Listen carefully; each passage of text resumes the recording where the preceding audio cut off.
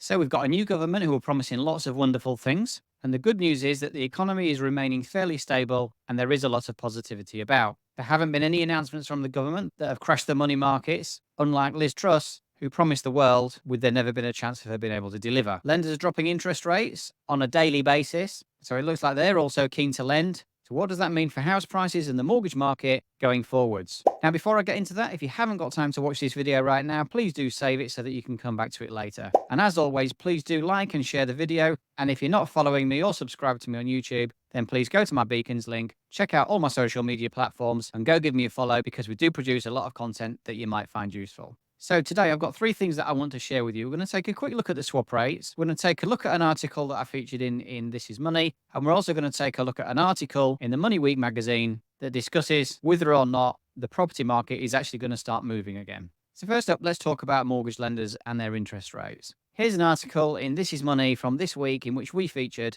following some of the interest rate cuts from the likes of Barclays and the Halifax. If we scroll down, you can see at the bottom here I mentioned Craig Fish, Director of Lodestone Mortgages and Protection. All lenders continue to make significant rate reduction, not only to gain a share of the increased mortgage business that is going around, but to reduce borrowing costs for mortgage holders. This is superb news, and it really does look like a new rate war has started. So what has been happening this week? Well, actually, over the last 2 weeks, we have seen numerous lenders reducing their interest rates. On a daily basis, we're receiving 4 or 5 emails from a variety of lenders announcing that they're reducing rates on their fixed rate ranges for existing customers, for new purchasers, for people that are remortgaging, for the buy-to-let market space. You name it, we've seen it. And these reductions are coming from all of the big names that you've heard of and many of the smaller ones that you haven't. So if you have recently arranged a mortgage, it may well be worthwhile getting back in touch with your broker or your lender just to see if the rate that you applied for has reduced and that you can switch over onto that one. But why has this been happening? Well, there is a lot more positivity in the marketplace at the moment. There is a wide expectation that the Bank of England are soon going to be cutting the base rate.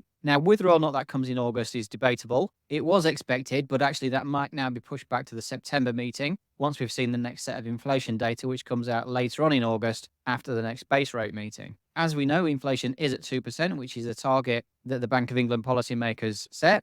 But they are worried about sticky services inflation and the potential that inflation could increase a little bit towards the end of this year. So they don't want to drop the rate too soon, only to have to go back on themselves and to increase it again. So there is a little bit of hesitation and a little bit of uncertainty about exactly when and by how much the first base rate cut is going to be. But like I said, there is a lot of positivity in the market. And because of these expectations, many of the lenders are actually starting to reduce their rates. But of course, as you know, it isn't just the Bank of England and their decisions that have an impact on mortgage rates, it's also the swap rates. So if we take a look at the latest swap rate chart from yesterday, very quick reminder for you, I always focus on the 2, the 3 and the 5-year swap rates because those tend to be the most popular fixed rate products that we're talking about at the moment. And if we scroll down to the bottom here, you can see that the current 2-year 4.359. That's the lowest it's been since around about March time. The 3-year 4.116, which again is the lowest it's been since around March time. And the 5-year now at 3.859.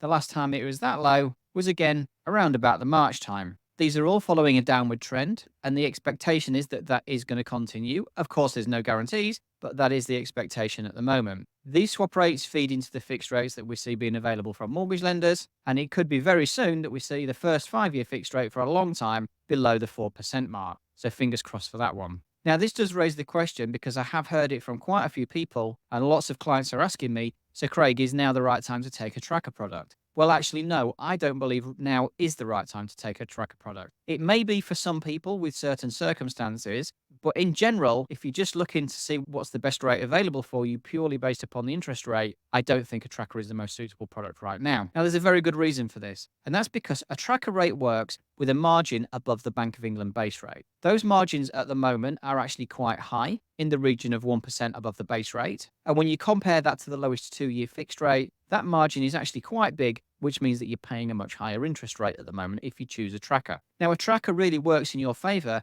when the Bank of England base rate is reducing. And yes, we are expecting it to reduce, but how quickly is a whole different matter. And I personally do not think that the Bank of England base rate is going to drop quick enough to be able to justify paying that extra margin above the lowest 2-year fixed rate. I think it's going to take quite some time before the two rates meet and make it actually worth your while. So whilst choosing a fixed rate or a tracker product depends completely upon your personal circumstances, and you must receive advice from a broker or a lender before actually choosing the right rate for you. If the only choice in the marketplace right now was a track or a 2-year fixed rate, my choice would be the 2-year fixed rate rather than the tracker. Like I said, it does depend upon your personal circumstances, but that's just my opinion on whether or not a tracker is the right product to take right now. Now, the last thing I want to look at is this article in Money Week magazine. For those of you that do follow me, you will know that I have been talking quite a lot about the market moving from a buyer's market to a seller's market. The marketplace at the moment is absolutely a buyer's market, and that's been mainly caused by affordability issues because interest rates have been higher. But now interest rates are on the way down, are things about to change? I have been mentioning this in numerous videos of late, and this article in the Money Week magazine talks about just that. So let's take a look at it. RICS, that's the Royal Institute of Chartered Surveyors. The UK election result and interest rate cuts will get the property market moving. The return of political stability and hopes of a fall in the cost of borrowing could give the housing market a boost during the second half of the year. So is now the time to buy. So the property market may finally get moving now that the general election is out of the way, the Royal Institute of Chartered Surveyors suggests. Many property professionals and house price reports have suggested the housing market paused during the general election campaign. But with Labour gaining power with a landslide majority and hopes of an interest rate cut in the coming months, the property market could soon be set for a recovery. Royal Institute of Chartered Surveyors asked its members, which are estate agents and property surveyors, a list of questions to gauge their mood on the property market each month. Using their responses, it generates a percentage balance figure on key metrics such as house prices, buyer demand, and the volume of new property listing. Figure below 0 indicates more respondents have responded negatively than positively. Its latest report suggests that while the market was subdued in June,